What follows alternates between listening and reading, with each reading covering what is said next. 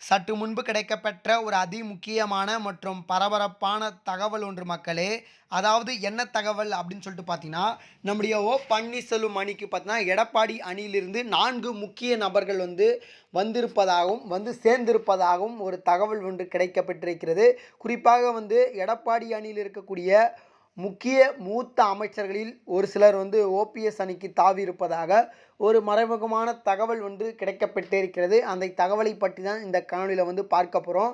காணொலிக்குள் போவதற்கு முன்பு இதுபோல் அரசியல் சார்ந்த உண்மை நிலவரங்களை நீங்கள் உடனுக்குடனே தெரிஞ்சுக்கணும்னு நினச்சிங்கன்னா நம்ம சேனலை மறக்காமல் சப்ஸ்கிரைப் பண்ணிட்டு பக்கத்தில் இருக்கக்கூடிய பெல் பட்டனை ஆலில் செட் பண்ணி வச்சுக்கோங்க. அப்போ தான் நம்ம போடுற ஒவ்வொரு அப்டேட்டும் பார்த்தீங்கன்னா உங்களுக்கு நோட்டிஃபிகேஷனில் வரும். இப்போ வாங்க வீடியோக்குள்ளே போயிடலாம். அதாவது அனைத்து இந்திய அண்ணா திராவிட முன்னேற்ற கழகத்தை பொறுத்தவரை பார்த்தீங்கன்னா, கட்சி பிளவுபட்டு 2 பட்டு தனித்தனியாக செயல்பட்டு கொண்டிருக்கிறது. அது உங்கள் அனைவருக்கும் தெரியும். குறிப்பாக எடப்பாடி தலைமையில் ஒரு அணியுமாக, நம்ம பன்னீர்செல்வம் அவருடைய தலைமையில் ஒரு அணியுமாக செயல்பட்டு கொண்டிருக்கிறது. இந்த ஒரு சூழ்நிலையில் பார்த்தீங்கன்னா, நம்ம பன்னீர்செல்வத்திற்கு ஆதரவாக டிடிவி தினகரன், சசிகலா அவர்களும் ஒரு மறைமுகமான ஒரு ஆதரவை கொடுக்க உள்ளதாக ஒரு தகவல் வெளியாகிறது. எடப்பாடி தரப்பில் ஏகப்பட்ட முன்னாள் அமைச்சர்கள் இருக்கிறார்கள். செங்கோட்டையன், சிவி சண்முகம், கேபி முனுசாமி, தங்கமணி, வேலுமணி, ஜெயக்குமார் அப்படின்னு சொல்லிட்டு ஏகப்பட்ட முன்னாள் அமைச்சர்கள் இருக்கிறார்கள். இந்த ஒரு சூழ்நிலையில் பார்த்தீங்கன்னா, ஒரு சில முன்னாள் அமைச்சர்கள், அதாவது எடப்பாடிக்கு ஆதரவாக இருக்கக்கூடிய ஒரு சில முன்னாள் அமைச்சர்கள் ஓபிஎஸ் அணிக்கு தாவ இருப்பதாகவும் தகவல்கள் வெளியாக.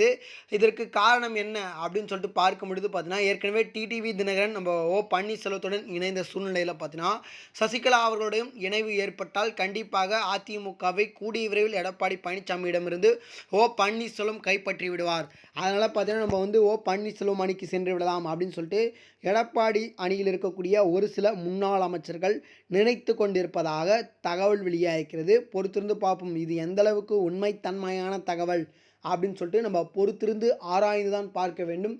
பொறுத்திருந்து பார்ப்போம். இதுபோல் சுவாரஸ்யமான அரசியல் உண்மை நிலவரங்களை நீங்கள் உடனுக்குடனே தெரிஞ்சுக்கணும்னு நினச்சிங்கன்னா நம்ம சேனலை மறக்காமல் சப்ஸ்கிரைப் பண்ணிட்டு பக்கத்தில் இருக்கக்கூடிய பெல் பட்டனை ஆலில் செட் பண்ணி வச்சுக்கோங்க. அப்போ தான் நம்ம போடுற ஒவ்வொரு அப்டேட்டும் பார்த்தீங்கன்னா உங்களுக்கு நோட்டிஃபிகேஷனில் வரும். நன்றி மக்களே.